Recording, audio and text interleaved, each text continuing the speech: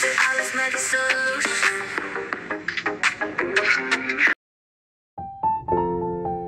আলাইকুম, অ্যালেক্স মেডি সলিউশনে আপনাদের সবাইকে স্বাগতম। আমি আছি Ragib Anjum Khan, sir Suleman medical college second year. তো আজকে আমাদের টপিক সপ্তম অধ্যায় নগ্নবীজী ও আবৃতবীজী উদ্ভিদ, জিমনোস্পার্মস অ্যান্ড অ্যাঞ্জিওস্পার্মস। তো এই চ্যাপ্টারটা খুবই ইম্পর্টেন্ট। এই চ্যাপ্টারটা বেশি বড় নয়, আজকে অল্প সময়ে শেষ হয়ে যাবে, কিন্তু খুবই ইনফরমেশন বেসড। প্রায় প্রত্যেকটা লাইন থেকেই এমসিকিউ বানানো যায় এই চ্যাপ্টারটা, কিন্তু এই চ্যাপ্টারটা খুবই সহজ আছে। আজকে সহজ করেই পড়ানোর চেষ্টা করবে, এবং গত সব ক্লাসের মতো আমি আজকে হাসান স্যারের টপিক পড়াবো এবং সাথে সাথে আলিম স্যারের ইনফরমেশনগুলোও কভার করার চেষ্টা করবো, এবং আজিবুর স্যারের ইনফরমেশনও কভার করবো ইনশাল্লাহ। তো চলো শুরু করি। তো এখান থেকে কি বলছে, ফার্স্ট স্লাইড থেকে এখান থেকে পড়তে হবে হচ্ছে, এখান থেকে তো কিছু নাই। নগ্নবীজী উদ্ভিদ বা জিমনোস্পার্ম যেটাকে বলে, সেটা হচ্ছে বীজ উৎপাদনকারী ভাস্কুলার উদ্ভিদ গোষ্ঠীকে বলা হয় হচ্ছে সবীজ উদ্ভিদ বা স্পার্মাটোফাইটা। কিন্তু যে যে এই গোষ্ঠী হচ্ছে ব্যক্তবীজী বা নগ্নবীজী উদ্ভিদে মানে বিভক্ত করা হয়েছে এখানে। সবীজ উদ্ভিদ মানে যে উদ্ভিদগুলো থেকে আমরা বীজ পাই। আমরা কিন্তু কিছুক্ষণ আগে অপুষ্পক উদ্ভিদ পড়ে আসছি, মানে যারা তোমরা আমার ব্রায়োফাইটার টেরিডোফাইটার ভিডিওটা দেখো নাই তারা অবশ্যই দেখে আসো। ভিডিওটা আমার ইউটিউব চ্যানেলে দেওয়া থাকবে, যে সেখানে আমরা দেখেছি যে উদ্ভিদের ফুল উৎপন্ন হয় না, ফলও উৎপন্ন হয় না, সেক্ষেত্রে আমাদের বীজটাও উৎপন্ন হচ্ছে না। তো কিন্তু এখানে কি বলছে, সবীজ উদ্ভিদ মানে বীজ উৎপন্ন হচ্ছে, তার মানে হয় এখানে ফুল উৎপন্ন হচ্ছে, ফলও উৎপন্ন হচ্ছে, বীজ উৎপন্ন হচ্ছে, এটাই আর কি বোঝা যাচ্ছে। তারপরে আসো যে এই গোষ্ঠী দুটি উপগোষ্ঠীতে বিভক্ত। একটা হচ্ছে ব্যক্তবীজী বা নগ্নবীজী উদ্ভিদ, একটা হচ্ছে গুপ্তবীজী বা আবৃতবীজী উদ্ভিদ। ঠিক আছে, এই ফুল উৎপন্ন হইলো, ফল উৎপন্ন হইলো, কিন্তু বীজটা যদি তোমার ফলের ভিতর না থেকে ফলের বাইরে থাকে তাহলে সেটা হচ্ছে তোমার নগ্নবীজী উদ্ভিদ। ঠিক আছে, আর গুপ্তবীজী উদ্ভিদ কোনটা, সেটা হচ্ছে বীজটা তোমার ফলের ভেতরে আছে, সেটা হচ্ছে গুপ্তবীজী উদ্ভিদ বা আবৃতবীজী উদ্ভিদ, মানে বীজটা আবৃত হয়ে আছে বা বীজটা গুপ্ত অবস্থায় আছে বা বীজটা ফলের ভেতরে আছে আর কি। এই কথাটাই বোঝানোর চেষ্টা করছে আর কি। তো আর কি এটা মেইন কথা, যারা মানে ভুলে গেছিলাম তাদের জন্য আর কি মনে করাই দিলাম আর কি। আচ্ছা, তো এখন আসো যে আগে নগ্নবীজী উদ্ভিদের আধিক্য থাকলেও বর্তমানকালে এদের সংখ্যা আবৃতবীজীর তুলনায় অনেক কম। কারণ কি, ওই যে নগ্নবীজী উদ্ভিদ থাকে, যেহেতু বীজটা নগ্ন অবস্থায় থাকে, সেহেতু সেটা সংরক্ষণের যে বিষয়টা থাকে, সেই সংরক্ষণের বিষয়টা লঙ্ঘন ঘটে। সো সেই কারণে আর কি তাদের প্রজনন প্রক্রিয়াটা বা বংশবিস্তারের প্রক্রিয়াটা আর কি হার্ম হয়। তো সেই কারণে আর কি তাদের আধিক্য প্রথমে বেশি থাকলেও এখন কিন্তু তাদের সংখ্যাটা কমে গেছে এবং কমে যাচ্ছে, প্রায়শই কমে যাচ্ছে। তো জিমনোস্পার্ম উদ্ভিদের বাংলা প্রতিশব্দ করা হয়েছে নগ্নবীজী উদ্ভিদ। তোমরা জানো। এখানে আসো যে উদ্ভিদ বিজ্ঞানের জনক থিওফ্রাস্টাস তার ইনকিউরি ইনটু তোমার প্ল্যান্টস নামক গ্রন্থে প্রথম জিমনোস্পার্ম শব্দটি ব্যবহার করেন। তো ইনকিউরি ইনটু প্ল্যান্টস নামক গ্রন্থটা লাগবে না, কিন্তু সর্বপ্রথম যে জিমনোস্পার্ম কে ব্যবহার করছেন, থিওফ্রাস্টাস, এবং তার একটা আলাদা পরিচয়, তিনি হচ্ছে উদ্ভিদ বিজ্ঞানের জনক বা বোটানির জনক থিওফ্রাস্টাস। এটা কিন্তু অবশ্যই লাগবে, খুবই ইম্পর্টেন্ট। তারপরে আসো যে বাংলাদেশে প্রায় 4000 প্রজাতির আবৃতবীজী উদ্ভিদ থাকলেও মাত্র 5 প্রজাতির নগ্নবীজী উদ্ভিদ আছে। খুবই কম, দেখছো কোথায় 4000 কোথায় 5। প্রজাতিগুলো হলো সাইকাস পেকটিনাটা, পোটোকার্পাস নারিফোলাস, তারপরে নিটাম, তারপরে হচ্ছে নিটামের তিনটি প্রজাতি আছে, নিটাম মোমেন্টাম, অবলঙ্গন, আর হচ্ছে লাটিফোলিয়াম। ঠিক আছে, তো এগুলো আর কি পার্বত্য অঞ্চল যেখানে হচ্ছে রেইন ফরেস্ট আছে সেগুলোতে আর কি বেশি দেখা যায়। যাই হোক, এখান থেকে এটুকুই তার মানে পড়তে হবে। তো বেশি ইম্পর্টেন্ট কিন্তু উদ্ভিদ বিজ্ঞানের জনক থিওফ্রাস্টাস। এই পুরা স্লাইড থেকে আমি কিন্তু এটাকেই বেশি ইম্পর্টেন্স দিতে পারি আর কি। আর বাংলাদেশে 5 প্রজাতির নগ্নবীজী উদ্ভিদ পাওয়া যায়, এটাও আর কি ইম্পর্টেন্ট। তো এই স্লাইড থেকে এতটুকুই, আর কিছু পড়তে হবে না। তো আমরা নেক্সট স্লাইডে যাই। তো এখান থেকে কি পড়তে হবে, এখান থেকে আর কি এই যে দেখো এত কত মানে তোমার নাম্বারের ইনফরমেশন দেওয়া আছে, কিন্তু সেগুলো তো মানে আমাদের পড়া সম্ভব না, তাই না? এত পড়া কি সম্ভব? এত পড়া তো সম্ভব না। তো এগুলো আর কি রিডিং দিবা, মনে থাকলেও না থাকলে কিছু করার নাই। আর এখানে আসো যে মানে এই যে পেলিওজয়ী মহাযুগের ডেভোনিয়ান যুগে ঠিক আছে, এটা তোমরা হচ্ছে আমরা জিওলজি পড়ে আসছি, কিন্তু জিওলজি তোমার হচ্ছে বিবর্তনের চ্যাপ্টারে এই যে পেলিওযুগ, মহাযুগে, ডেভোনিয়ান যুগ, এটা কিন্তু আমরা পড়ে আসছি। সো যারা দেখো নাই আমার চ্যানেলটাতে দেখে আসো এখনই। আর ডেভোনিয়ান যুগে নগ্নবীজী উদ্ভিদের উৎপত্তি ঘটেছিল। বর্তমানে জীবন্ত নগ্নবীজী উদ্ভিদ প্রজাতির সমূহ 4টি বিভাগের অন্তর্ভুক্ত। বিভাগ 4টি হলো হচ্ছে জিঙ্গোফাইটা, সাইকাডোফাইটা, হচ্ছে কনিফেরোফাইটা আর নিটোফাইটা। ঠিক আছে, এগুলো হচ্ছে তোমার 4টি প্রজাতি, এগুলো পড়তে হবে। জিঙ্গো বাইলোবা নামক একটি মাত্র প্রজাতি জিঙ্গোফাইটার অন্তর্ভুক্ত। তার মানে যেহেতু একটি মাত্র প্রজাতি আছে, তাহলে এই বেচারারা একটু সম্মান করে পড়ো। আর জিঙ্গো বাইলোবা একটি জীবন্ত ফসিল, যেহেতু মানে এখন অনেক মানে ডিজাস্টার হয়েছে, তো এখন একটি মাত্র প্রজাতি যেহেতু দেখা গেছে, তার মানে এর প্রজাতি আগে যে তোমার পূর্বপুরুষ যে প্রজাতিগুলো ছিল সেগুলোতে আমরা এখন ফসিল হিসাবে পাবো। যেহেতু ফসিল হিসাবে পাবো সেহেতু, কিন্তু তারপরেও এটা এখনও জীবন্ত আছে, সেহেতু জিঙ্গো বাইলোবা একটি জীবন্ত ফসিল। ঠিক আছে। আর সাইগাটোফাইটা বর্তমানে 100টি প্রজাতি নিয়ে গঠিত। এই দুটি গ্রুপের উদ্ভিদের শুক্রাণু, তার মানে কি জিঙ্গোফাইটা আর সাইগাটোফাইটা, এই দুটি প্রজাতির দুটি গ্রুপের আর কি, সরি প্রজাতি না, দুটি গ্রুপের উদ্ভিদের শুক্রাণু হচ্ছে ফ্লাজেলা যুক্ত। আর তার মানে বাকি দুটি গ্রুপের হচ্ছে শুক্রাণু ফ্লাজেলাবিহীন, এটাই বোঝা যাইতেছে।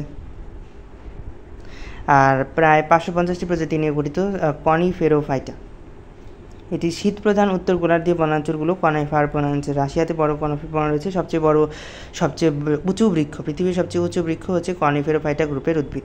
সিকুয়া সিম্পারভিরেন্স একটি কনিফার জাতীয় উদ্ভিদ। এর উচ্চতা কত এটা পড়ে রাখো। এই স্লাইড থেকে আমার মনে হয় এটাই খুব ইম্পর্টেন্ট, যে পৃথিবীর সবচেয়ে উঁচু উদ্ভিদ সিকুয়া সিম্পারভিরেন্স, এটা খুবই ইম্পর্টেন্ট।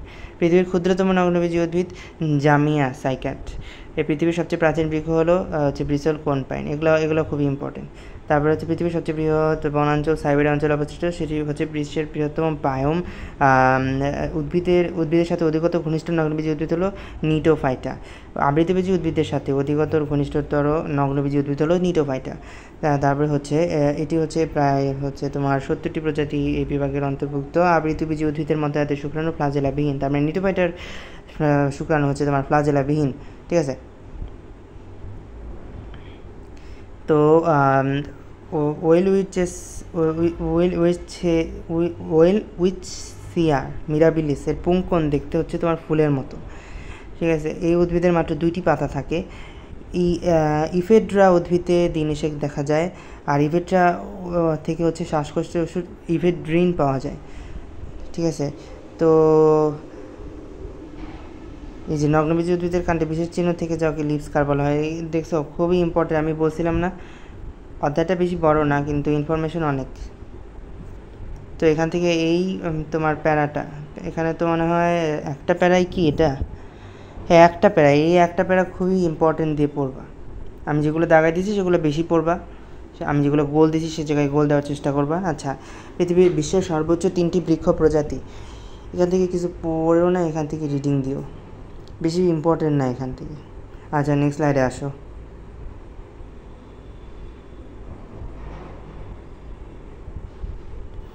এখান থেকে নগ্নবীজী উদ্ভিদের বৈশিষ্ট্যটা পড়তে হবে, যে নগ্নবীজী উদ্ভিদের বৈশিষ্ট্য খুবই ইম্পর্টেন্ট। এখানে হচ্ছে বহুবর্ষজীবী বলছে, চিরসবুজ, আর হচ্ছে স্পোরোফাইট অসমরেণু স্পোর্শ অর্থাৎ মাইক্রোস্পোর এবং মেগাস্পোর তৈরি হয়। আর হচ্ছে রেণুপত্র অর্থাৎ স্পোরোফিল ঘনভাবে সন্নিবেশিত হচ্ছে স্ট্রোবিলাস বা কোন তৈরি করে, এটা আমরা মানে সাইকাস পড়ার সময় আবার পড়বো। মেগাস্পোরোফিল ডিম্বক উৎপন্ন হলেও কোনো গর্ভাশয় তৈরি হয় না। গর্ভাশয় উৎপন্ন না হওয়ার কারণেই হচ্ছে মানে বীজগুলো নগ্ন অবস্থায় থাকে। পরাগায়নকালে পরাগরেণু সরাসরি ডিম্বক রন্ধ্রে পতিত হয়। ঠিক আছে, এটাও খুব ইম্পর্টেন্ট। 4 নম্বর পয়েন্টটা, ডিম্বক মেগাস্পোরোফিলের কিনারায় নগ্ন অবস্থায় থাকে, আমি তো বললামই, কিন্তু ডিম্বক মানে মেগাস্পোরোফিলের কিনারায় নগ্ন অবস্থায় থাকে, এটা পড়তে হবে। গর্ভাশয় নেই, ফল সৃষ্টি হয় না, এটাও বলছি। ফল সৃষ্টি হয় না হলে বলে বীজ নগ্ন অবস্থায় থাকে, এটাও বলছি। নগ্নবীজী উদ্ভিদের নিষেক ঘটে না, তাই শ্বাস হ্যাপ্লয়েড এবং নিষেকের পূর্বে সৃষ্টি হয়, এটা খুবই ইম্পর্টেন্ট। শ্বাস হ্যাপ্লয়েড নিষেকের পূর্বে সৃষ্টি হয়, খুবই ইম্পর্টেন্ট। 8 নম্বর, জাইলেম টিস্যুতে সত্যিকার ভ্যাসেল কোষ থাকে না। ঠিক আছে, এবং ফ্লোয়েম টিস্যুতে সঙ্গী কোষ থাকে না। এভাবে আমরা মনে রাখি যে জাইলেমের ভাই নাই আর ফ্লোয়েমের সঙ্গী নাই, এভাবে মনে রাখি। এই নামনিকটা লিখে রাখো। অনেকেই হয়তো জানো, যারা জানো না তাদের জন্য বলতেছি যে জাইলেমের ভাই নাই, ভাই মানে কি ভ্যাসেল নাই, এই যে ভ্যাসেল কোষ থাকে না বলছে। আর ফ্লোয়েমের সঙ্গী নাই মানে সঙ্গী কোষ থাকে না। বুঝছো? এটাও খুবই ইম্পর্টেন্ট একটা জিনিস। জীবনচক্রে অসম আকৃতির জন্য মানে হেটারোমরফিক আমরা একটু আগে পড়ে আসলাম। তারপরে সাধারণত আর্কিগোনিয়া সৃষ্টি হয়, এটাও ইম্পর্টেন্ট। লিভস কাট দেখা যায়, একটু আগে পড়ে আসলাম। তো এইটাও ইম্পর্টেন্ট। যেগুলো বেশি যেগুলো গোল দিছি সেগুলো বেশি ইম্পর্টেন্ট, যেগুলো দাগাই দিছি যেভাবে সেগুলো সেভাবেই দাগায় রাখো, সেভাবেই পড়বা, সেগুলোভাবেই ইম্পর্টেন্স দিয়ে পড়বা আর কি। আর জেনাস হচ্ছে সাইকাস, সেখানে সাইকাস উদ্ভিদের শনাক্তকারী বৈশিষ্ট্য দিছে। সাইকাস তো একটা নগ্নবীজি উদ্ভিদ, আমরা জানি কি উদ্ভিদ খাড়া পাম জাতীয়, এটা খুবই ইম্পর্টেন্ট। পাতা বৃহৎ বক্ষল যৌগিক, এটা ইম্পর্টেন্ট। কচি পাতার ভার্নিশন হচ্ছে ভার্নিশন সার্সেনিট বা কুণ্ডলিত, এটা ইম্পর্টেন্ট। পাতায় ট্রান্সফিউশন টিস্যু বিদ্যমান, এটাও ইম্পর্টেন্ট। গৌণ অস্থানিক কোরালয়েড মূল বিদ্যমান, এটাও ইম্পর্টেন্ট। তারপরে হচ্ছে গর্ভাশয় না থাকে, এটা আগেই পড়ছি। হ্যাটারোস্পোরিক, এটাও পড়ছি। বাতাসের মাধ্যমে হ্যাটারোস্পোরিক হচ্ছে আগেই তো পড়ে আসলাম, এই যে হ্যাটারোস্পোরিক 1 নাম্বার পয়েন্ট, 1 নাম্বার পয়েন্ট নাকি আচ্ছা, এখানে মানে একই জিনিস আর কি, কিন্তু হ্যাটারোস্পোরিক কথাটা বলে নাই, তার মানে ওখান থেকে 1 নাম্বার, এখান থেকে 8-9 নাম্বার একই কথা বলছে আর কি। বাতাসের মাধ্যমে পরাগায়ন ঘটে, খুবই ইম্পর্টেন্ট। সাইকাসের শুক্রাণু, এটাও খুবই ইম্পর্টেন্ট, যে সর্ববৃহৎ। সাইকাসের শুক্রাণু উদ্ভিদকুলের সর্ববৃহৎ এবং লাঠিমের মতো সচল এবং বহু ফ্লাজেলা বিশিষ্ট। তো এই সাইকাসের শনাক্তকারী বৈশিষ্ট্যগুলো কিন্তু খুবই ইম্পর্টেন্ট। আমরা এগুলো আরও পরে আরও পড়তেছি, মানে সাইকাসের তো মানে একদম 14 গোষ্ঠী উদ্ধার করে ফেলছে এই বইতে, তো ওখানেও এগুলো কভার করব। এখান থেকে পড়লেও অসুবিধা নেই, হয় এক জায়গা থেকে পড়বা, যে কোনো এক জায়গা থেকে পড়বা, 2 জায়গা থেকে পড়লে মাথা গুলায় যাবে। আচ্ছা, স্বভাব এবং আবাসভূমি। সাইকাস হচ্ছে বহুবর্ষজীবী নগ্নবীজি উদ্ভিদ, তাদের বৃষ্টি প্রজাতি গ্রীষ্ম আচ্ছা সমতল ভূমিতে চাষ করলেও এটা তো হচ্ছে ঠিক আছে, এত কিছু পড়া লাগবে না, ঠিক আছে, এত কিছু পড়তে হবে না। ভৌগোলিক বিস্তারটা আর কি এখান থেকে এটা পড়ো যে আমাদের চট্টগ্রামের কথা বলছে, তো এই যে চাটগাঁয়ে কোনো টিচার যদি প্রশ্ন করে তাহলে আবার মায়েরা দিবে এখান থেকে, যে সাইকাস পেকটিনাটা প্রাকৃতিক পরিবেশে জন্মায়, ঠিক আছে, সাইকাস পেকটিনাটা প্রাকৃতিক পরিবেশে জন্মায়, এটা চট্টগ্রামের পাহাড়ি অঞ্চলে জন্মায়, আমাদের ওখানেই হলে জন্মায়, ঠিক আছে। সো খুবই ইম্পর্টেন্ট একটা জিনিস, যেহেতু খালি ওই জায়গায় জন্মায় সেহেতু ইম্পর্টেন্ট। দেখছো চট্টগ্রাম আমাদের দেশের জন্য কত ইম্পর্টেন্ট একটা জিনিস। তারপরে শেরপুরে গজারি বনাঞ্চলে দেখা যায়, ওটা এত পড়তে হবে না।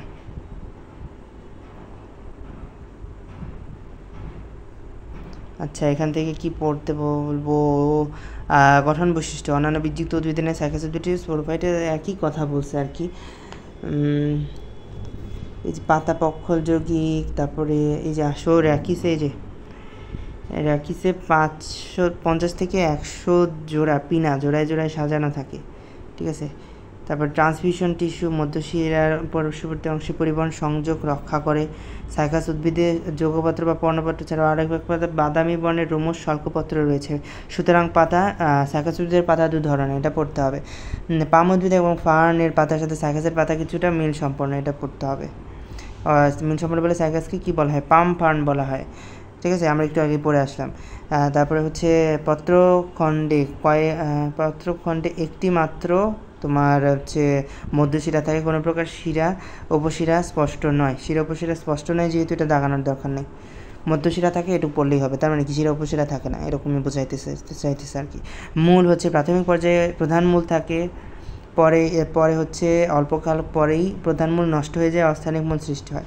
অস্থানিক মূলকে কি কোরালের মতো দেখা যায়, সেটাকে কোরালের মূল বলা হয় তখন, বা রুট টিবারকল বলা হয় আর কি। এই হচ্ছে তারপরে এই কোরালের মূলের অন্তর্গঠনে বা মধ্য কর্টেক্সে হচ্ছে তোমার অ্যানাবিনা বা নষ্টক অবস্থান করে, ঠিক আছে।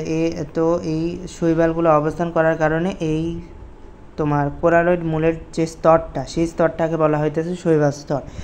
আর কাণ্ড, সাইকাসের কাণ্ড খাড়া বেলনাকার অশাখান্বিত, কাণ্ডের অধিকাংশ অঞ্চল স্থায়ী পত্রমূল দ্বারা আচ্ছাদিত, অস্থায়ী মূল আছে কাণ্ডে। তারপরে হচ্ছে কাণ্ডের শীর্ষে মুকুটের মতো একগুচ্ছ পাতা বিদ্যমান। আচ্ছা, পাতা হচ্ছে সাইকাসের পাতা হচ্ছে পক্ষলযোগী, আমরা পড়ছি, ওই যে বাদামি বর্ণের শল্কপত্র বেয়ে থাকে, সবুজ পল্লবপত্র থাকে।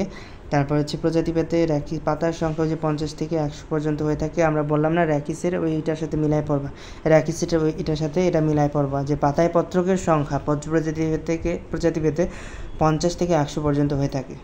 এখান থেকে এটুকুই, আর কিছু। আচ্ছা, ট্রান্সমিশন টিস্যু হচ্ছে পানি পরিবহনে কাজ করে, এটা পড়বা, তাহলেই হয়ে গেছে, শেষ। নেক্সট স্লাইডে আসো।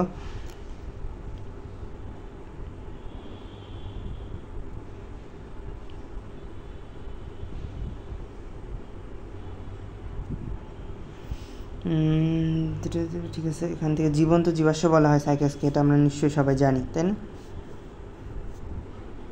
যে সাইকাসকে জীবন্ত জীবাশ্ম বলা হয়, কেন বলা হয় সেটা সৃজনশীলের জন্য ইম্পর্টেন্ট। আর সাইকাসের উদ্ভিদের সাথে ফার্নের সাদৃশ্য এটাও ইম্পর্টেন্ট আছে। দেখো, উভয় স্পোরিফাইড পাতা পক্ষল যৌগিক, উভয়ের কচিপাটা কুণ্ডলিত অবস্থায় থাকে, উভয় উদ্ভিদের শুক্রাণু বহু ফ্লাজেলাযুক্ত এবং অষ্টমাকৃতির যৌনক্রম বিদ্যমান। তো এখান থেকে তোমাদের কিভাবে প্যাচ লাগাবে, তোমরা দেখো তো, সাইকাস উদ্ভিদের সাথে ফার্নের সাদৃশ্য মানে কি, এই দুইটা যে বৈশিষ্ট্য, মানে দুইটা না, এখান থেকে কয়টা বলছে, 5টা বৈশিষ্ট্য। তার মানে এই 5টা বৈশিষ্ট্য সাইকাসেও আছে, ফার্নেও আছে। তো তোমরা যখন মানে প্রশ্নটা আসবে যে নিচের কোনটি ফার্নের বৈশিষ্ট্য নয়, তো এখানে যেমন ধরো যে হেটারোমরফিক যৌনক্রমটাই পাল্টায় দিল, যে আইসোমরফিক যৌনক্রম এরকম দিল, বা কুণ্ডলিত অবস্থায় থাকে না এরকম দিল, বা অন্য যে কোনো একটা বদলায় দিল আর কি। তো তখন ফার্নের বৈশিষ্ট্য, যে তোমরা বলবা যে ফার্নের বৈশিষ্ট্যতে তো আমরা এটা পড়ি নাই, কিন্তু সাইকাসের সাথে যে ফার্নের বৈশিষ্ট্য মিল যেগুলো, সেগুলোর মধ্যে থেকেই দিয়ে দিবে। তো তোমরা এটা শুধু সাইকাসের না, ফার্নের বৈশিষ্ট্য হিসাবেও পড়তে হবে। তো এইভাবে প্রশ্নটা ঘুরাই দিলে যাতে তোমরা আনসার করতে পারো। আমি কি বোঝাইতে চাইছি তোমরা হয়তো বা বুঝতে পারছো। আর যদি বুঝতে না পেরে থাকো, একবার প্রশ্ন যখন আসবে যদি না পারো তখন বুঝতে পারবে আর কি। একবার আর কি ধাক্কা খেলে সবাই বুঝতে পারে আর কি। আচ্ছা, যাই হোক, সাইকাসের জনন প্রক্রিয়া। সাইকাস উদ্ভিদের বংশবৃদ্ধি প্রধানত 2 প্রকারে ঘটে থাকে। একটা হচ্ছে অযৌন, একটা হচ্ছে যৌন। অযৌন জনন কীভাবে, মুকুল সৃষ্টি হয়, বা এই মুকুল সৃষ্টি হয়, তারপরে হচ্ছে সাইকাস উদ্ভিদে পরিণত হয়। আর এই যে কোথায়, এই যে কী বলছে, মার্চ এপ্রিল মাসে সাইকাস প্রজাতির গোড়া থেকে চারা সৃষ্টি হয়। তার মানে হচ্ছে কি, সাইকাস উদ্ভিদের চারা কবে সৃষ্টি হয়, কোন মাসে সৃষ্টি হইতেছে, মার্চ এপ্রিল মাসে গোড়া থেকে চারা সৃষ্টি হয়। তারপরে হচ্ছে এই প্রক্রিয়াকে বলা হয় অঙ্গ জনন প্রক্রিয়া। আর যৌন জনন কী বলছে, সাইকাস উদ্ভিদের শীর্ষে অসংখ্য পুং রেণুপত্র সৃষ্টি হয়, যা একত্রিত হয়ে মোচাকৃতি পুং স্ট্রোবিলাস সৃষ্টি করে। ঠিক আছে, পুং স্ট্রোবিলাসের কথা তো আমরা পড়ে আসলাম, তাই না? তো এখান থেকে এটুকুই আর কি। মাইক্রোস্পোরোফিলের দৈর্ঘ্যটা লাগে না, দরকার নেই। আচ্ছা, আর পুংরেণুপত্রের সরু বিবর্ধিত মাথাকে বলা হয় অ্যাপোফাইসিস। ঠিক আছে, পুংরেণুপত্রের সরু বিবর্ধিত মাথাকে বলা হয় অ্যাপোফাইসিস। এই কথাটা ইম্পর্টেন্ট আছে।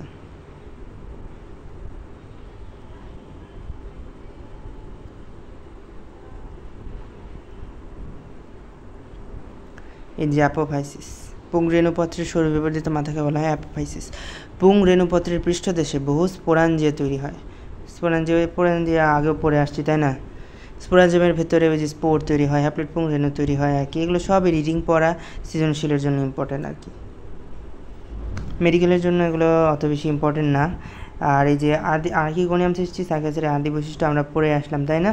আর সৃজনপত্রের কিনারে ডিম্বক সৃষ্টি হয়, ডিম্বকগুলোর সংখ্যা 2 থেকে 4 জোড়া, এটাও ইম্পর্টেন্ট। লাল বর্ণের ডিম্বক থাকে, উপরের অংশে পিনিউল। এটা যারা সৃজনশীলের জন্য পড়ে ফেলছে তাদের নিশ্চয়ই এটা মুখস্থ করে ফেলার কথা, আমি আশা করতে পারি। যারা সৃজনশীলের জন্য মানে এইচএসসির জন্য যারা প্রিপারেশন নিয়ে ফেলছো, তাদের এই পুরাটুকু মুখস্থ করে ফেলার কথা। যাই হোক, নিষেক পুংরেণু বায়ুবাহিত হয়ে স্ত্রী উদ্ভিদে ডিম্বকের অগ্রভাগে প্রকোষ্ঠে পতিত হয় এবং পোলেন টিউব সৃষ্টি করে। তারপর পোলেন টিউবের ভেতরে শুক্রাণু তৈরি হয়, এটা খুবই ইম্পর্টেন্ট। সাইকাসের শুক্রাণু লাটিমের মতো বহু ফ্লাজেলা বিশিষ্ট এবং উদ্ভিদকুলের মধ্যে সর্ববৃহৎ, এটা আমরা জানি। তারপরে হচ্ছে শুক্রাণু আর্কিগোনিয়াম, এগুলো মিলিত হয়ে জায়গা তৈরি হয়, বীজ অঙ্কুরিত হয়ে নতুন। আচ্ছা, ঠিক আছে, এর মধ্যে পার্থক্য, মাইক্রোস্পোরোফিল এবং মেগাস্পোরোফিলের মধ্যে পার্থক্য দিছে। এটা আমার মতে ইম্পর্টেন্ট না। আচ্ছা, যাই হোক। আচ্ছা, সাইকাসের অর্থনৈতিক গুরুত্ব, এটা খুবই ইম্পর্টেন্ট। আসো, এখান থেকে কিছু আজিবুর স্যারের ইনফরমেশন আমি পড়ে দিচ্ছি। আচ্ছা, তার আগে হাসান স্যারটা পড়ায়নি, যে সাইকাসকে শোভাবর্ধনকারী উদ্ভিদ হিসেবে সব জায়গা নিয়ে লাগানো হয়। এর পাতা ঘর সাজানোর কাজে ব্যবহার করা হয়, পাতা দিয়ে সুন্দর মাদুর তৈরি করা হয়। ফুলের ডালি তোরা সাথে সাইকাসের কচিপাতা সাইকাস, এই যে সার্সিনালিসের স্ফীতগন্ধ বীজ হতে অ্যারারুট বালি তৈরি করা হয়। রেভোলুটার বীজ খাদ্য হিসেবে ব্যবহৃত হয়। ঠিক আছে, তো কোনটার বীজ খাদ্য হিসেবে ব্যবহৃত হচ্ছে, রিভোলুটার বীজ খাদ্য হিসেবে ব্যবহৃত হচ্ছে। সাইকাস পেকটিনাটা উদ্ভিদের কচি পাতা সবজি হিসেবে ব্যবহৃত। পেকটিনাটার কচি পাতা হচ্ছে তোমার সবজি হিসেবে ব্যবহৃত হচ্ছে। আর কোনো প্রজাতির বীজ হতে সাগু বা কাণ্ডের হতে মদ তৈরি করা হচ্ছে। সাইকাস সার্সিনালিস প্রজাতির কচি পাতা হচ্ছে তোমার পাকস্থলীর পীড়া হচ্ছে দূর করতেছে, চর্মরোগের ওষুধ হিসেবে ব্যবহার করতেছে। আবার ওই যে সর্বমণি, এটা দরকার নাই আর কি। কিন্তু সাপের মাথার মতো দেখা যায় বলে সর্পমণি হিসাবে বিক্রি করে। আচ্ছা, এটা পড়ে রাখো যেহেতু বোল্ড করে দেওয়া আছে। এখন আসলে আজিবুর স্যারের কিছু ইনফরমেশন পড়াই যে সাইকাসের উদ্ভূত স্টার্চকে যদি উদ্ভূত এই সাইকাস থেকে উদ্ভূত স্টার্চকে যদি খাদ্য হিসাবে গ্রহণ করে তাহলে তোমার লাইকোপোডিক নামক এক ধরনের স্নায়বিক রোগ হয়। লাইকোবডিক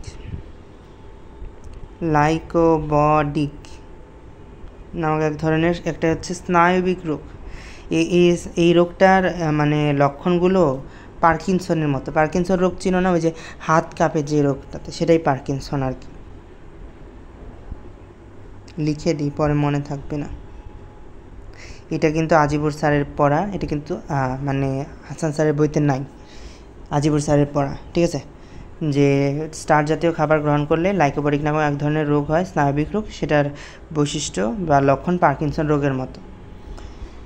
আর কিছু আছে এখানে লিখি, এখানে তো আর কিছু দেখাবো না, এখান থেকে এই পড়ার এখান থেকে কিছু ইম্পর্টেন্ট না, এখানে একটু লিখি যে সিরিয়াস সাইকাস রক্সবুর্গি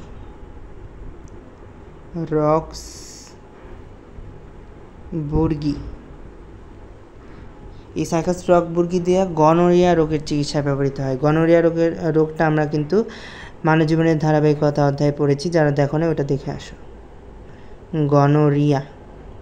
গনোরিয়া রোগের চিকিৎসায় কিন্তু আমরা এটা সাইকাস রক্সবুর্গিটা ব্যবহার করা হয়, ঠিক আছে। এটা পড়বা। আর আরও অনেক কিছুতে ব্যবহার করা হয়, যেমন পাকস্থলীর সমস্যাতেও ব্যবহার করা হয়। পাকস্থলীর সমস্যা হলেও এটা ব্যবহার করা হয়। আর হচ্ছে সাইকাস রিভোলুটার একটা জিনিস আছে, সাইকাস রিভোলুটা একটা প্রজাতি, সাইকাস রিভোলুটার প্রজাতি, এটা হচ্ছে তোমার খাদ্য হিসেবে ব্যবহার করা হয়, ঠিক আছে। এটা হচ্ছে ময়দা তৈরিতে ব্যবহার করা হয়, ইনটেম্পিডি ময়দা তৈরিতে ব্যবহার করা হয়, এবং এই ময়দা থেকে পরবর্তীতে কেক তৈরি করা হয়। তাহলে কি সাইকাস রিভোলুটা থেকে ময়দা তৈরি করা হইতেছে, ইনডেমপিডি ময়দা, সেই ময়দা থেকে পরবর্তীতে কেক তৈরি করা হচ্ছে, ঠিক আছে। এটাই আর কি অর্থনৈতিক গুরুত্ব আর কি। আর আবৃতবীজী উদ্ভিদ কী জিনিস তা তো তোমরা জানো, তাই না? তো এখান থেকে আর কি যেসব উদ্ভিদের মধ্যে মানে ফল হয় আর বীজ ফলের অভ্যন্তরে থেকে যায় সেটা হচ্ছে আবৃতবীজী উদ্ভিদ। প্রকৃতপক্ষে অ্যাঞ্জিওস্পার্মের বাংলা প্রতিশব্দ করা হয়েছে আর কি আবৃতবীজী উদ্ভিদ, ওই যে এগুলো আর কি মানে জেনারেল কথাবার্তা। আজ থেকে 13 কোটি বছর আগে তোমার আবৃতবীজী উদ্ভিদের উৎপত্তি হয়েছিল, এই কথাটা একটু দাগায় রাখো। আর হচ্ছে এই প্যারাটা খুবই ইম্পর্টেন্ট, এই প্যারাটা পড়তে হবে, আর এইটুকু না পড়লেও চলবে, ঠিক আছে। এই পড়াটা পড়তে হবে। তো কী পড়তে হবে এখান থেকে? যেমন পৃথিবীর সবচেয়ে ক্ষুদ্রাকার আবৃতবীজী উদ্ভিদ হলো ওলফিয়া মাইক্রোস্কোপিয়া। যেহেতু মাইক্রোস্কোপ বলছে, মাইক্রোস্কোপ মানে কি? অনুবীক্ষণ যন্ত্রে আমরা কি দেখি? ক্ষুদ্র জিনিসই দেখি, তার মানে সবচেয়ে ক্ষুদ্রাকার আবৃতবীজী উদ্ভিদ হচ্ছে ওলফিয়া মাইক্রোস্কোপিয়া। বাংলাদেশে ওলফিয়ার 2টি প্রজাতি পাওয়া যায়। বাংলাদেশের ক্ষুদ্রতম আবৃতবীজী উদ্ভিদ হলো কি? এটা হচ্ছে ওলফিয়া আর হিজা। এটা হচ্ছে বাংলাদেশের মধ্যে সবচেয়ে ক্ষুদ্রতম আবৃতবীজী উদ্ভিদ। আর বাংলাদেশের উঁচু বৃক্ষের মধ্যে রয়েছে তোমার ওগুলো দরকার নেই, কিন্তু এই প্রথম 2 লাইন খুবই ইম্পর্টেন্ট, আর এগুলো রিডিং দিবা। আর আবৃতবীজী উদ্ভিদের বৈশিষ্ট্য এগুলো ইম্পর্টেন্ট আছে। কি দেখবা যে মেইনলি হচ্ছে তোমার নগ্নবীজী উদ্ভিদের যে বৈশিষ্ট্যগুলো সেগুলোর অপোজিটই হচ্ছে তোমার আবৃতবীজী উদ্ভিদের বৈশিষ্ট্য, ঠিক আছে। এটা খেয়াল করে দেখবা যে একদম অপোজিট আর কি। এইগুলোর উদ্ভিদ স্পোরোফাইট, পুষ্পক, ভাস্কুলার টিস্যু সমৃদ্ধ, গর্ভকেশর সাধারণত গর্ভাশয় গর্ভমণ্ডলে 3 অংশে বিভক্ত, গর্ভাশয় আবদ্ধ প্রকোষ্ঠ, এগুলো ঠিকই একই, মানে এগুলো রিডিং দিবা। আর আমি দাগাই দিচ্ছি কোনটা বেশি ইম্পর্টেন্ট। এই যে শুক্রাণু ফ্লাজেলাবিহীন, আমরা কিন্তু শুক্রাণু ফ্লাজেলাযুক্ত দেখে আসছিলাম না। আর এই যে গর্ভমুণ্ডে পতিত হয়, ওটা কিন্তু গর্ভরন্ধ্রে পতিত হয়, ঠিক আছে। আর এই যে শস্য কিন্তু আমরা হ্যাপ্লয়েড দেখে আসছিলাম, এখানে কিন্তু শস্য ট্রিপ্লয়েড। আর কি কোনো সৃষ্টি হয় না, এটাও খুবই ইম্পর্টেন্ট। 2টি বীজগঠন থাকে বাট খুবই সংক্ষিপ্ত, এটা 10 নম্বর পয়েন্টে খুবই ইম্পর্টেন্ট। সুস্পষ্ট যৌনক্রম বিদ্যমান। আমি যেগুলো তো গোলা দিচ্ছি সেগুলো বেশি পড়বা, আর সবগুলো বাকিগুলো রিডিং পড়বা, এতেই হয়ে যাবে, এটা পড়তে হবে না। আবৃতবীজী উদ্ভিদের হচ্ছে তোমার গোত্র পরিচিতি।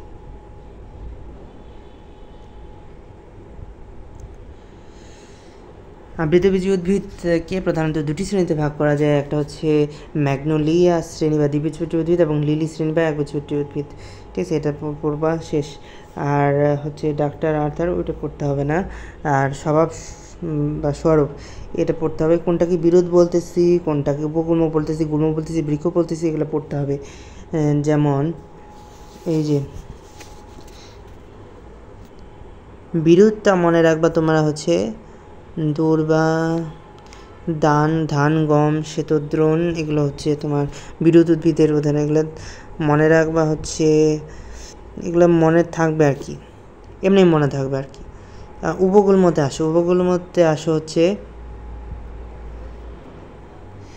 উপগুল্মতে কালকাসুন্দা, দাঁতমর্দন, এগুলো আর কি রিডিং দিবা, এমনি মনে থাকবে। গুল্ম হচ্ছে রঙ্গন জবা, গোলাপ। এখন আসো বিরোধ হচ্ছে কি, এই যে ঘাস, ধান, ঠিক আছে, এরকম উদ্ভিদ যেগুলো, ঠিক আছে, সেগুলো হচ্ছে তোমার তোমার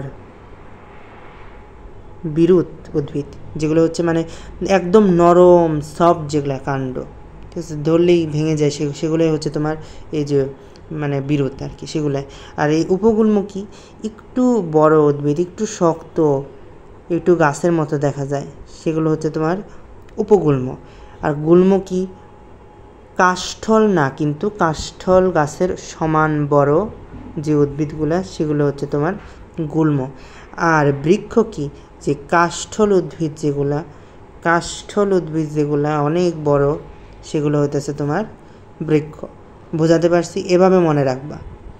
তো যারা এটা মানে প্রকৃতির মাঝে থাকো, প্রকৃতির মাঝে যাও অনেক সময়, তারা বুঝতে পারবা। কিন্তু যারা যাও না, তাদের জন্য আমি কি করব, মানে আমি একটা নেমোনিক বানাইছিলাম, কিন্তু সেটা দিয়ে আর কি আচ্ছা লিখেই দিই।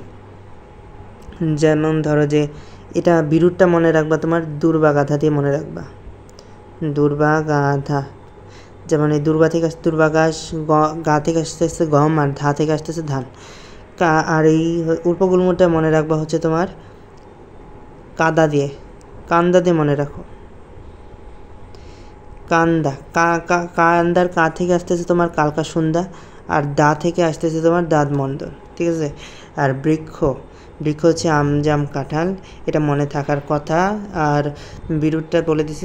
আর রঙ্গন জবা, এটা কীভাবে মনে রাখবা, এটা হচ্ছে তোমরা গরজ দিয়ে মনে রাখবা,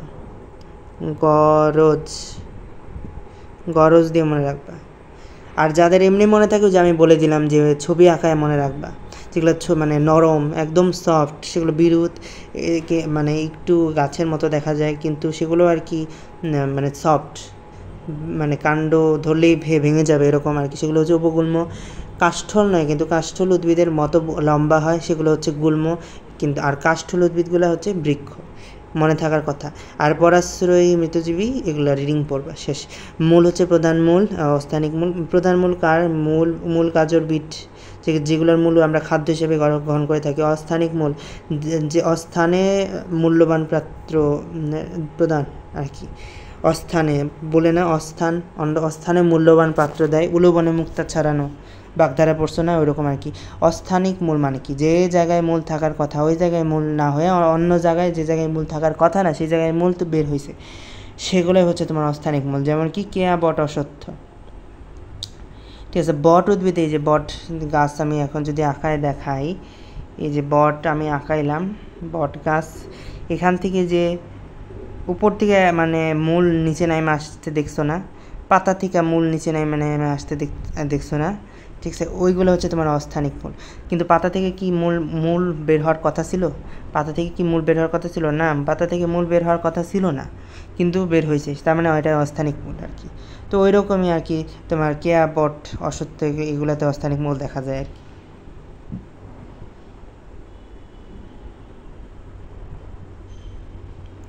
তো এখান থেকে আর কি তোমার গুচ্ছমূলের কথা বলছে। গুচ্ছমূল কি, মূল গুচ্ছ আকারে থাকবে আর কি, এটাই হচ্ছে গুচ্ছমূল। যেমন হচ্ছে ধান, বা বিরুৎ উদ্ভিদের সবগুলাই হচ্ছে তোমার গুচ্ছমূল আর কি। আর পরাশ্রয়ী মূল হচ্ছে অর্কিডের মূল, এটা খুব ইম্পর্টেন্ট। কাণ্ড, ফাঁপা কাণ্ড কি, এটা ঘাস গোত্রের বিরুৎ উদ্ভিদের। আর রাইজোম হচ্ছে ওই যে পরে আসলাম আমরা, আয়রা, আদা, আলু, এগুলো হচ্ছে ভূনির্মিত রূপান্তরিত কাণ্ড। ভূনির্মিত রূপান্তরিত কাণ্ড হলো রাইজোম, এই সংজ্ঞাটাও পড়তে হবে। টিউবার হচ্ছে কি, ভূনির্মিত শাখার স্ফীত অংশ হচ্ছে টিউবার, এটাও পড়তে হবে, সংজ্ঞাটা পড়তে হবে। এটার উদাহরণ হচ্ছে আলু। আর মিষ্টি আলু মূলের স্ফীত অংশ, কাণ্ড নয়। কাণ্ডের স্ফীত অংশকে বলা হয় টিউবার, মূলের স্ফীত অংশকে কিন্তু টিউবার বলা হয় না। আর মূলের স্ফীত অংশের উদাহরণ হচ্ছে কি আমাদের মিষ্টি আলু, ঠিক আছে? তো গুলাই ফেলো না, এখানে আলাদা করেই বলা আছে, ভালো করে সুনির্দিষ্ট করেই বলা আছে। তোমরা তারপরেও যদি ভুল করো তাহলে কিছু করার নাই। আর বাল্ব হচ্ছে কি, এটার সংজ্ঞা পড়বা, উদাহরণ পড়বা, পেঁয়াজ রসুন, মনে থাকবে। আর রানার কি, রানার হচ্ছে তোমার একটা উদ্ভিদের দুর্বল কাণ্ড মাটির উপর পড়ে থাকে, পরে অস্থানিক মূল উপরে পাতা বের হয়, যেমন থানকুনি। এটা খুবই ইম্পর্টেন্ট, মনে নাও থাকতে পারে। পাতার ক্ষেত্রে আসো, পাতার ক্ষেত্রে এখান থেকে কী বলবা, এই পিটিওল, পত্রবৃন্ত, পাতার বোটাই হচ্ছে পিটিওল, মানে ল্যামিনা বা পত্র ফলক। মানে এই জিনিসগুলো, বাংলা জিনিসগুলো তো জানো, ইংলিশ জিনিসগুলো জেনে রাখবা, ঠিক আছে? মুক্তপার্শ্বীয় উপপত্র দুপাশে মুক্ত অবস্থায় থাকে। সিম্পল লিম্ব বা সরল পত্র, এটা হচ্ছে দেখলেই বোঝা যায়, জবা, আম, কাঁঠাল। তারপরে আসো কম্পাউন্ড লিভ আছে না, গোলাপ, নিম, লজ্জাপতি, সজিনা, কামিনী। এটা কীভাবে মনে রাখবা, এটা মনে রাখবা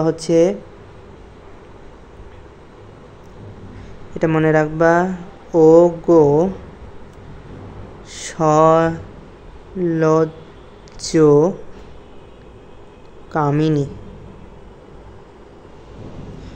সলজ্জ কামিনী, এটা দিয়ে মনে রাখবা, ওগো সলজ্জ কামিনী। গো থেকে আসতেছে তোমার গোলাপ, স থেকে সজিনা, লজ্জ থেকে লজ্জাবতী, কামিনী থেকে কামিনী, মিলাই দিলাম। আর নি আছে না, কামিনীর নি থেকে নিম পাতা, মনে রাখবা। আর অচুর পক্ষল যৌগিক পত্রের মধ্যে বাদুল লাঠি আছে না, মানে বাদুর লাঠি, এটা লিখবা যে অন্ধ বাদুর, এটা মনে রাখবা, অন্ধ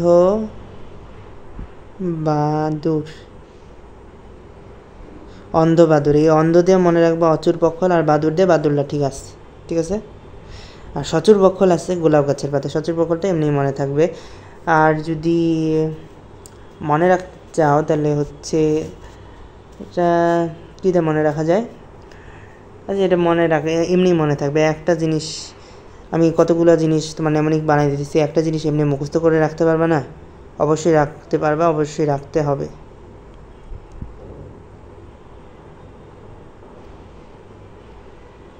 আচ্ছা, দ্বিপক্ষল যৌগিক পত্র, এটা হচ্ছে কৃষ্ণচূড়া বৃক্ষের পাতা, এটা দ্বিপক্ষল হচ্ছে, এটা মনে রাখবা। এটা আর সজিনার পাতা হচ্ছে ত্রিপক্ষল, এটা মনে রাখবা কি, কাঁধে দেওয়া কৃষ্ণচূড়া হচ্ছে দ্বিপক্ষল, মনে রাখবা। যেমন কা থেকে আসতেছে কৃষ্ণচূড়া, দ থেকে আসতেছে দ্বিপক্ষল। আর ত্রাসে থেকে মনে রাখবা তোমার এই ত্রিপক্ষল, ত্র থেকে আসতেছে ত্রিপক্ষল, আর স থেকে আসতেছে সজিনার পাতা, ওকে। আর ফলকের আকৃতি থেকে এটা পড়তে হবে না। প্রতিফলকের রেটিকুলেট, শিরাবিন্যাস দু ধরনের, রেটিকুলেট, প্যারালেল। রেটিকুলেট হচ্ছে তোমার, রেটিকুলেটের আরও অনেক কিছু জিনিস আছে যেটা পড়তে হবে না, থাক। ফাইলোটেক্সি বা পত্রবিন্যাস পাতা একান্তর, প্রতিমুখ বা আবর্তক বিন্যস্ত থাকতে পারে, আচ্ছা যাই হোক, রিডিং দিবা। পুষ্পবিন্যাস বা পুষ্পমঞ্জুরি, রেসিমোস, এখান থেকে আসে। রেসিমোসের বিভিন্ন ধরনের হয়, রেসিম কিন্তু রেসিমোসের একটা ধরন, এটা কিন্তু ভুলে গেলে চলবে না। আর রেসিমের ধরন হচ্ছে সরিষা। স্পাইকের উদাহরণ হচ্ছে রজনীগন্ধা, ঠিক আছে? স্পাইকলেট, এটা খুবই ইম্পর্টেন্ট সৃজনশীলের জন্য, স্পাইকলেটটা খুবই ইম্পর্টেন্ট। এই যে একটি অপুষ্পক গ্লুম, সুস্পুষ্পক গ্লুম থাকে, লেমা থাকে, তারপরে বিপরীত দিকে অবস্থান করে একটি পেলিয়া থাকে, পেলিয়ার উপরে ফুল থাকে, এটা হচ্ছে ধান, গম, যে কোনো ধরনের ঘাস। আচ্ছা, নেক্সট স্লাইডে আসো।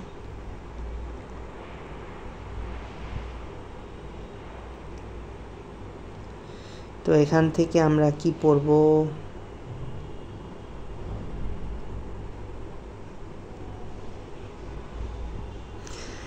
এই যে ক্যাপিচুলাম বা শিরমঞ্জুরির উদাহরণ কি দেখো তো হচ্ছে দু ধরনের। এটা হচ্ছে কাদা সূর্যমুখী, এগুলা মানে উদাহরণগুলো খুবই ইম্পর্টেন্ট। আর সাইমস বা অনিয়ত, রেসিমস ছিল অনিয়ত, সাইমস হচ্ছে নিয়ত। নিয়তের উদাহরণ কি? জবা। আর ফুল সম্বন্ধে গুরুত্বপূর্ণ তথ্যাবলী খুবই ইম্পর্টেন্ট, পড়বা এটা। আর ক্যালিক্স বা বৃতি, সেপাল প্রবৃত্ত অংশ, টেপালও আছে, ওটা পড়াইতেছি, ঠিক আছে। টেপাল আছে, পেটাল আছে, পড়াইতেছি। সেপালটা পড়ে রাখো এখান থেকে। অ্যাস্টিভেশন বা পুষ্প ও পত্র বিন্যাস, ওপেন বা মুক্ত। এখানে মনে রাখবা যে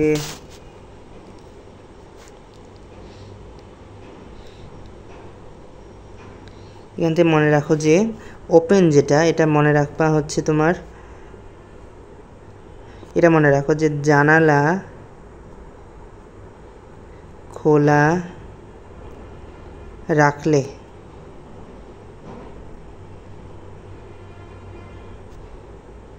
জানালা খোলা রাখলে কি হবে? জানালা খোলা রাখলে গন্ধ আসবে।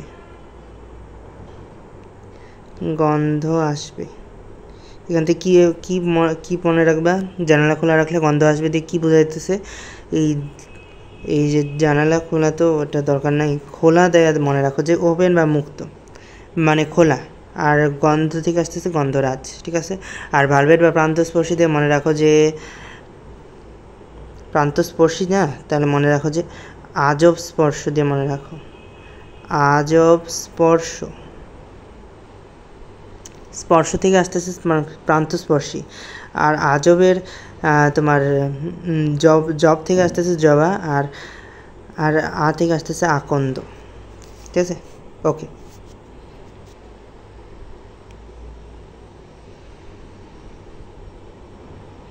টুইস্টেড বা পাকানো, এটা হচ্ছে, এটা কীভাবে মনে রাখবা? এটা মনে রাখো, এটা তো এমনি মনে থাকার কথা না, জবা একটাই তো দেওয়া আছে, তাই না? জবা করবি, এটা মনে থাকবে, কারণ তো জবা ফুলের তো তোমাদের প্র্যাকটিক্যালও আছে, তাই না? এসএসসিতে তোমাদের প্র্যাকটিক্যাল আছে, এমনি মনে থাকবে। জবা ফুলের ডিস্ট্রিবিউশন যে টুইস্টেড, এটা এমনি মনে থাকবে। ইমব্রেকেটটা আসো, ইমব্রিকেট কীভাবে মনে রাখবা? যে এটা মনে রাখো, কৃষ্ণ কালকে ক্রিকেট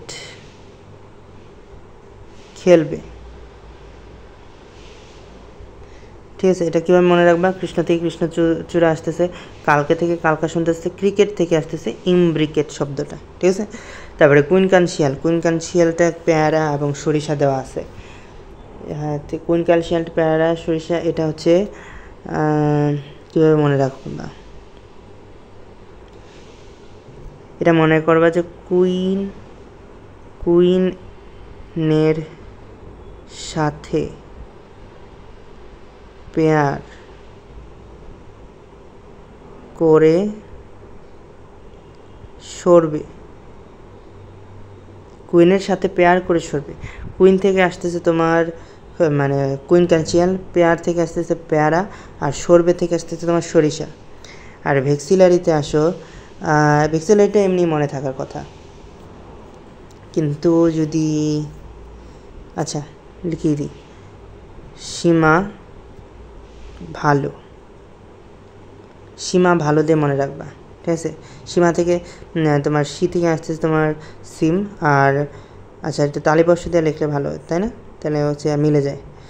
সীমা থেকে সি থেকে আসতেছে সিম, আর ম থেকে আসতেছে তোমার মটরশুঁটি, মা থেকে আসতেছে মটরশুঁটি, আর ভালো থেকে আসতেছে ভ্যাক্সিলারি। ওকে, মনে থাকার কথা। অ্যান্ড্রিসিয়াম, স্টামেন, আচ্ছা এগুলো তুমি রিডিং দিবা। পরাগধানীর প্রকারও এটা রিডিং দিবা। গাইনিসিয়াম স্ত্রীস্তবক, এটাকে বলা হয় কার্পেল, স্ত্রীকেশর বা গর্ভপত্র। কার্পেলের গোড়ার স্ফীত অংশ হলো ওভারি, গর্ভাশয় বা ডিম্বাশয়।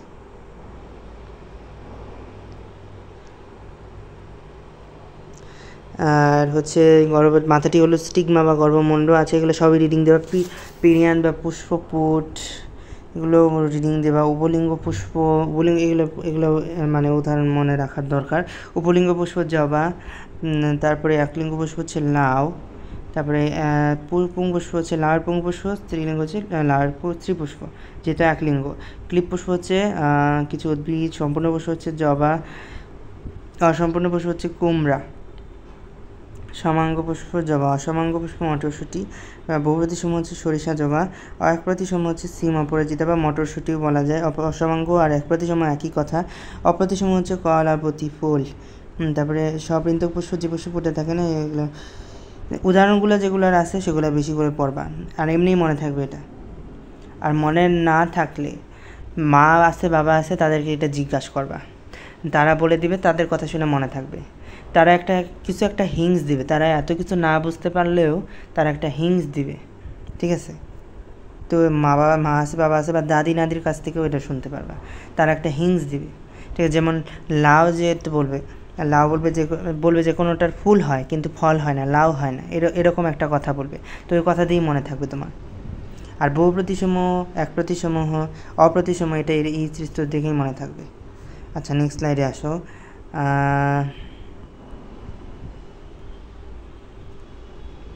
এখান থেকেও অনেক কিছু, গর্ভপাদ পুষ্প, গর্ভকটি পুষ্প, আর হচ্ছে গর্ভশীর্ষ পুষ্প। তো গর্ভকটি পুষ্প হচ্ছে, এটা মনে রাখবে হচ্ছে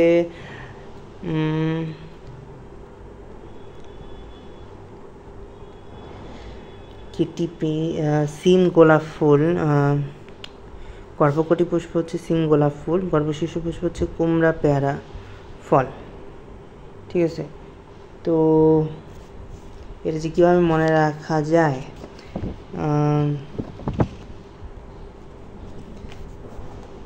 এটা তুমি মনে রাখবা যে গর্ভাশয় কোথায় অবস্থান করে, এটা মনে রাখবা যে গর্ভাশয় কেন্দ্রের সর্বোচ্চ স্থানে অবস্থান করে, গর্ভাশয় কেন্দ্রস্থলে অবস্থান করে, আর গর্ভাশয়ের পাদদেশে সংযুক্ত থাকে।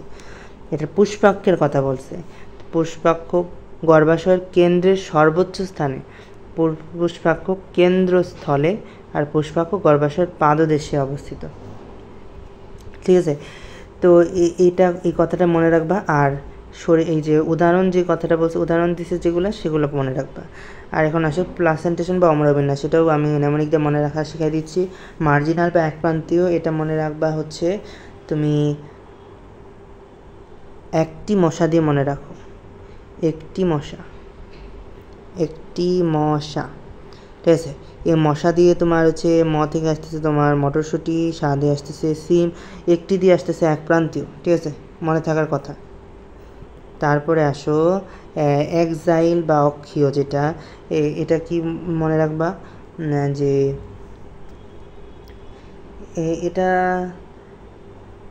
এটা যক্ষা দিয়ে মনে রাখো। এটা যক্ষা বানানটা একটু চেঞ্জ করে দিচ্ছি, যক্ষা। এই থেকে আসতেছে তোমার জবা, আর এই ক্ষীয় থেকে আসতেছে তোমার অক্ষীয়। তো এটা দিয়ে মনে রাখো, আমি এটা দিয়ে মনে রাখছি, আশা করি তোমরাও মনে রাখতে পারবে এটা দিয়ে, ঠিক আছে? আর ঢেঁড়সটা অ্যাডিশনালি মনে রাখো। আর তোমার ফ্রি সেন্ট্রাল যেটা বলছে, এটা এভাবে মনে রাখো, তুত কিনলে শাক ফ্রি, এটাতে মনে রাখো। তুত থেকে মনে রাখো তোমার তুত, কিনলেতে কিছু না, শাক থেকে মনে রাখো নুনিয়া শাক, আর ফ্রি থেকে মনে রাখো হচ্ছে ফ্রি সেন্ট্রাল। আর প্যারাইটালটা আসো, প্যারাইটালটা কীভাবে মনে রাখবা, লাউ শসাটা তোমাদের মনেই থাকবে, কারণ অনেকগুলো বিচি থাকে। যারা শশা খাইছো তারাও দেখছো, লাউ কাটতে দেখলেও তোমরা দেখে থাকছো, তাই না? আর সুপারফিশিয়াল বা গাত্রীয় যেটা, এটা আসো, এটা কীভাবে মনে রাখবা, সুপারফিশিয়াল এটা মনে রাখবা হচ্ছে সুপার শব্দে মনে রাখবা,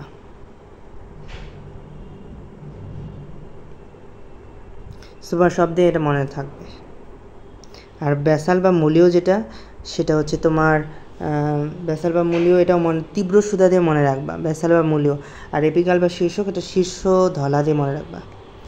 ব্যাসাল বা মূলীয়, এটা হচ্ছে তোমার তীব্র সুধা দিয়ে মনে রাখবা, তীব্র সুধা, মিলাই নিও, ঠিক আছে? আমি এতগুলা মনেমনিক তো আমি মিলাইতে সময় যেতেছে বেশি। আর এপিকাল বা শীর্ষক, এটা হচ্ছে শীর্ষ ধলা দিয়ে মনে রাখো, শীর্ষ ধলা। আর এই ফলের কথাগুলো যেগুলো বলছে এগুলো রিডিং পড়বা, যতগুলো মনে থাকলে থাকলো, আর না মনে থাকলে না থাকলো, একদিনে এগুলো মনে থাকবে না। এগুলো নেমোনিক তুমি বেশি বানায় ফেললে আবার নেমোনিকই ভুলে যাবে, পর নেমোনিক মনে রাখার জন্য আরেক নেমোনিক তোমার লাগবে। ঠিক আছে, তো নেক্সট স্লাইডে চলো।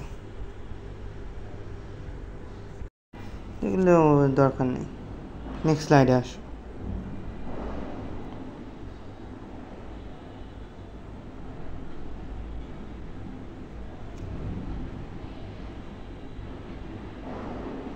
তো এখানে পুষ্প প্রতীকের কথা বলছে, পুষ্প প্রতীকের মতো আর কি কিছু পড়ার নাই আর কি।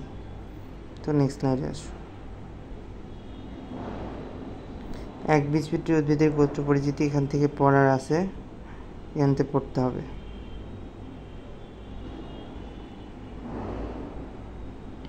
এখান থেকে গোত্র পরিচিতির মধ্যে তোমার একবীজপত্রী উদ্ভিদের শনাক্তকারী বৈশিষ্ট্যটা খুবই ইম্পর্টেন্ট। এখানে দেখো, এখানে বীজপত্র একটি থাকে, সেজন্যই তো নাম হয়েছে একবীজপত্রী। আর অস্থানিক মূলগুলো গুচ্ছ মূলতন্ত্র গঠন করে। পাতার শিরাবিন্যাস সাধারণত সমান্তরাল। ঠিক আছে, এই যে এরকম পাতায় এরকম সমান্তরাল শিরাবিন্যাস থাকে, আমি দেখাই, এরকম শিরাবিন্যাস এরকম সমান্তরাল। ঠিক আছে, আর দ্বিবীজপত্রী কিন্তু আমরা হচ্ছে জালিকাকার দেখতে পারবো। ঠিক আছে, এরকম সমান্তরাল দেখতে পারবো না। ঠিক আছে, তো পুষ্পপত্রের সংখ্যা 3 বা এর গুণিতক বা পুষ্প ট্রাইমেরাস। বীজপত্রের অবস্থান শীর্ষক এবং ভ্রূণমুকুল পার্শ্বীয়। তো এটা তোমরা এভাবে মনে রাখবা, 20 দিয়ে মনে রাখবা।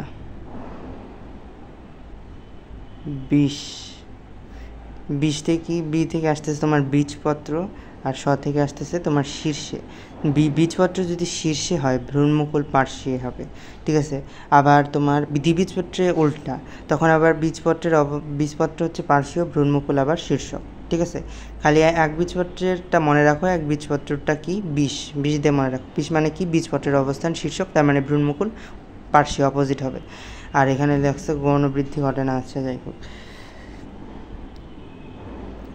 তারপরে আসো যে পৈশিকটের অবস্থান 34তম, এটা তো তোমরা সবাই জানোই। আর পৈশির পূর্ব নাম গ্রামিনী, এটা একটু পড়ে রাখো। আর এখান থেকেও ঘাসগ্রত্ব বলা হয়, এটা তো তোমরা সবাই জানো। টাইপজেনাস পোয়া থেকে এর নামকরণ করা হয়েছে তোমার পৈশি। আর নেক্সট স্লাইডে আসো। শনাক্তকারী বৈশিষ্ট্য পড়তে হবে।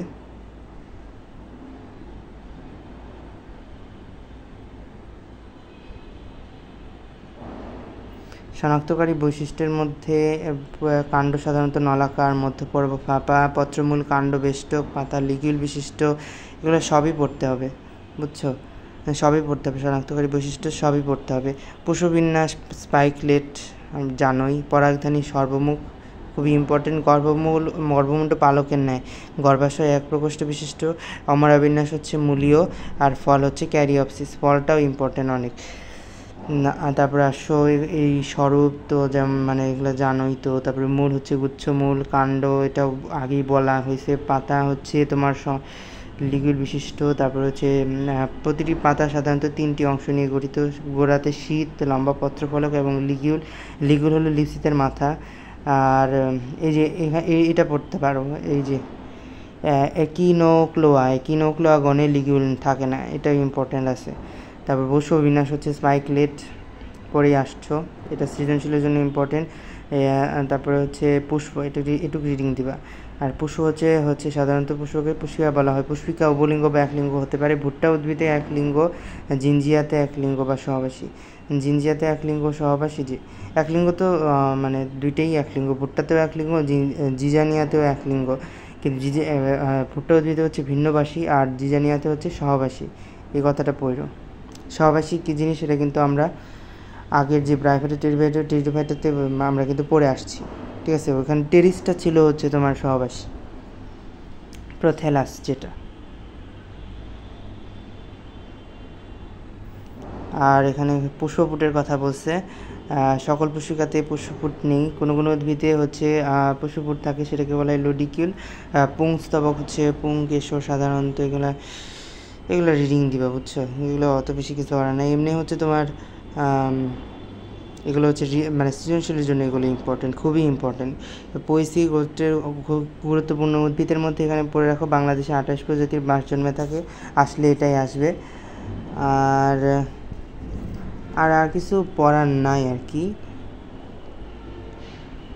এখান থেকে যে ব্যবহারগুলো এগুলো সবই সৃজনশীলের টাইপের প্রশ্ন আর কি। যারা সৃজনশীলের জন্য ভালো করে পড়ে ফেলছে তাদের আর এখান থেকে একবার রিডিং দিলেই হবে আর কি, খালি চোখের দেখা দেখলেই হবে, ঠিক আছে। যেমন ভুট্টা চাষ করা হয়, ভুট্টা থেকে পপকর্ন হয়, তারপরে এগুলো তো বার্লি চাষ করাই হয়। আমি কিন্তু এই মানে বৈজ্ঞানিক নামগুলো মুখস্থ করছিলাম, তোমরা চাইলে তোমরা করতে পারো, ঠিক আছে, সহজই আছে। এই যে দেখো ঝাড়ু তৈরি করা হয়, এই জিনিসটা মনে রাখো যে থাইস্যানোলেমিয়া ম্যাক্সিমা এগুলো থেকে ঝাড়ু তৈরি করা হয়। আর তোমার হচ্ছে যে রক্তপাত বন্ধ, ক্ষত নিরাময় ভেষজ উদ্ভিদ হিসেবে ব্যবহার করা হয় হচ্ছে তোমার দুর্বাঘাস। আর দুর্বাঘাস কিন্তু একটা পৈশী গোত্রের উদ্ভিদ, ঠিক আছে। দুর্বাঘাস কিন্তু একটি পৈশী গোত্রের উদ্ভিদ, আর দুর্বাঘাস থেকে আমাদের রক্তপাত বন্ধ এবং ক্ষত নিরাময় ভেষজ হিসেবে ব্যবহার করা হয়। তাহলে সেখান থেকে এটুকুই। আর এই যে অর্থনৈতিক গুরুত্ব থেকে এটুকু লাগে যে এই যে পৃথিবীর 60% লোকের প্রধান খাদ্য হচ্ছে ভাত। তারপরে আসো এখান থেকে দ্বিবীজপত্রী উদ্ভিদের বৈশিষ্ট্যগুলোও বলছে, এটাও পড়তে হবে। দ্বিবীজপত্রী উদ্ভিদ এই যে তারাও এই যে দেখো বীজপত্রের অবস্থান পার্শ্বীয় ভ্রূণমুকুল শীর্ষক এখানে উল্টে গেছে, ঠিক আছে। তো একবীজপত্রীটা মনে রাখলে এটা এমনিই পারা যায়, অপোজিট হয়ে যায় আর কি। আর এখানে বীজপত্র দুটি থাকে, প্রধান মূলতন্ত্র গঠন করে সাধারণত জালিকাকার, ওখানে সমান্তরাল ছিল। আর এখানে টেট্রামেরাস আর পেন্টামেরাস, ওখানে ট্রাইমেরাস ছিল।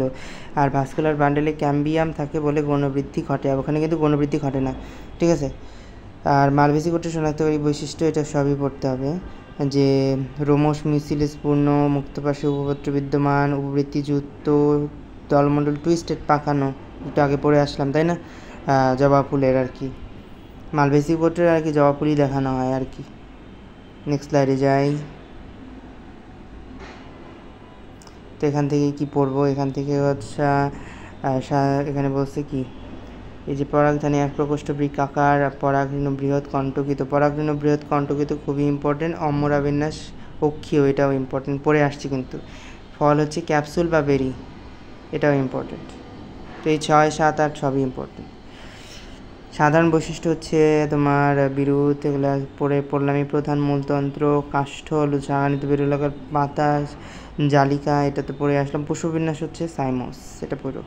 তারপরে হচ্ছে বৃত্তাংশ 5টি, দলমণ্ডল, এগুলো সবই আর কি একটি মানে সাধারণ জিনিস, এগুলো পড়তে হবে না, ঠিক আছে, পড়তে হবে না এগুলো।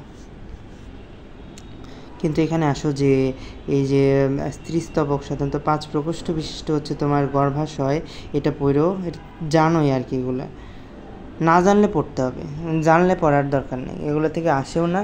আর আসলেও যেটুকু জানে পোলাপান সেখান থেকেই প্রশ্ন করে।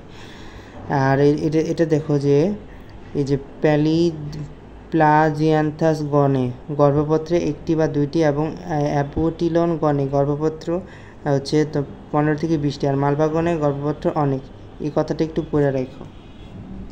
নেক্সট স্লাইডে আসো। অম্রবিন্যাস সক্রিয় তো পড়লামই। ফল পেরি বা ক্যাপসুল বা সাইজোকার্প, এটাও পড়ছি, সবই পড়া হয়েছে। এখন অর্থনৈতিক গুরুত্ব, এটা পড়ি। অর্থনৈতিক গুরুত্ব থেকে এই যে এই জবার অর্থনৈতিক গুরুত্ব সবই পড়ো। ঢ্যাঁড়সেরটা ওই যে বহুমূত্র রোগের উপকার করে থাকে, যেহেতু ডায়াবেটিসের কথা বলা আছে, এখান থেকে পড়ো। আর এখান থেকে লৌহ বা আয়রন পাওয়া যায়, এফি পাওয়া যায়, ফেরাম পাওয়া যায়, এটা পড়ো। কার্পাস তুলা তোমার শৈল চিকিৎসায় ব্যবহৃত হয়, এটা পড়ো। আর হচ্ছে তোমার কেনা পাট জাতীয় মেস্তা, এগুলো চট বলে লঙ্কা জবাবে। আচ্ছা এই যে এইটা পড়ো, ইন্ডিয়ান টিউলিপ, পোর্সিয়া ট্রি নামে পরিচিত, ঠিক আছে, পোর্সিয়া ট্রি নামে পরিচিত, এটা পড়ো। আর এখান থেকে আর কিছু ইম্পর্টেন্ট নেই, এগুলা কোনো ইম্পর্টেন্ট জিনিস না। শেষ হয়ে গেল নাকি? হ্যাঁ, শেষ হয়ে গেছে। তো আজকে এই পর্যন্তই। ভিডিওটি ভালো থাকলে, আজকে নেমোনিকের একদম মানে নেমোনিক বেসড ক্লাস হয়েছে বলা চলে, আমি কিন্তু নেমোনিক দিয়েই পড়াইছি সবগুলা। তো ভালো লাগারই কথা, কারো খারাপ লাগার কথা না। তো ভিডিওটি ভালো লাগলে অবশ্যই লাইক কমেন্ট শেয়ার করবা, আমার চ্যানেলটাকে সাবস্ক্রাইব করবা।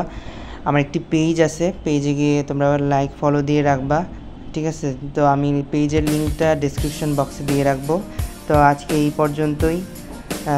তো সবাই ভালো থাকো, আল্লাহ হাফিজ।